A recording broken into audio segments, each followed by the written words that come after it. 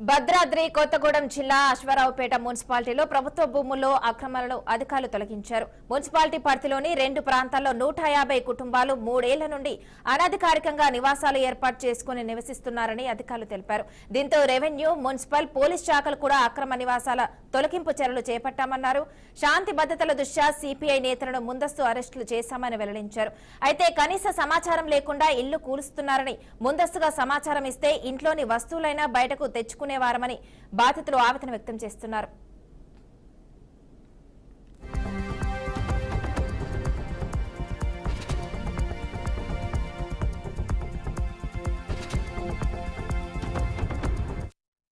ఓ రాజకీయ పార్టీకి చెందిన నేత తమ వద్ద డబ్బులు తీసుకుని నివాసాలు ఏర్పాటు చేయించాడని, అప్పులు తెచ్చి మరీ ఇల్లు కట్టుకున్నామని, అప్పులు తీరక ముందే మళ్లీ రోడ్డున పడ్డామని బాధితులు రోధిస్తున్నారు. ప్రభుత్వానికి చెందిన భూమిలో అక్రమ నిర్మాణాలు ఖాళీ చేయాలని పలుమార్లు చెప్పినప్పటికీ పట్టించుకోకపోవడంతో ప్రభుత్వ ఉత్తర్వులతో అక్రమ నివాసాలు తొలగిస్తున్నామని అధికారులు అంటున్నారు.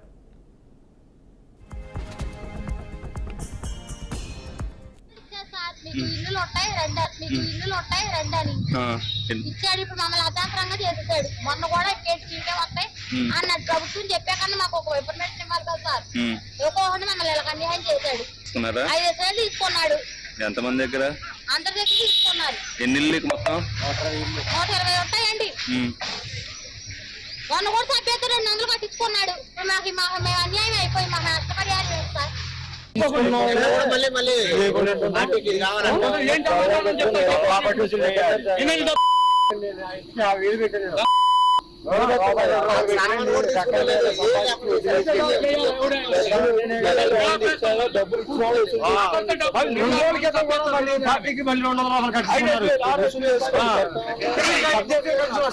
ఎందుకు కట్టించుకోవాలి?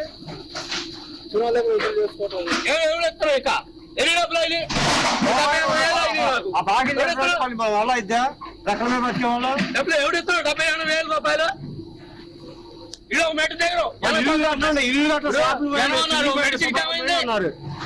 ఎమ్మెల్యే గారి కాళ్ళు పట్టుకుని ఎప్పుడో అయిపోయింది. జనం కోసం ఒక మెట్టు తీస్తే ఏమైంది?